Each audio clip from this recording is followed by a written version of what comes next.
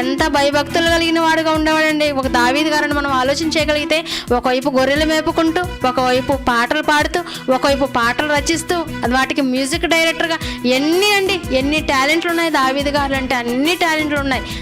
ఎలా వచ్చిందంటే బాల్యంలో ఆయన చూపినటువంటి భక్తి, దేవుని విషయంలో దేవుని వరకు ఆలోచించాడు కనుక దేవుడు అంత ఉన్నత స్థాయిలో మరి దావీదు గారిని ఉంచాడండి. ఒక గొర్రెల మేపుకునే దావీదు గారు ఎంతగా ఎదిగిపోయాడంటే ఒక రాజుగా ఎదిగిపోయాడండి. ఒక రాజుగా బాల్యంలో నుంచి యవన వయసులోనికి వచ్చి, మధ్య వయసులోనికి వచ్చి, వృద్ధాప్యంలోనికి వచ్చి దేవునికి ఇష్టమైనట్లుగా బ్రతికి జీవించాలంటే మరి భక్తుని గురించి చదువుతున్న మనము, నేర్చుకుంటున్న మనం, మన జీవితాలు ఎలా ఉండాలండి?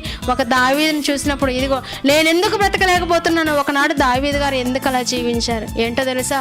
వారి తండ్రి గారు వేసినట్టు పునాది, యేషయ్య గారు వేసినట్టు పునాది బాల్యంలోని దేవుని గురించి భక్తిగా పెంచారు కనుక ఈ రోజు కూడా మనం ఏం చేయాలంటే భక్తిగా పిల్లల్ని బాల్యం నుంచే పెంచాలండి.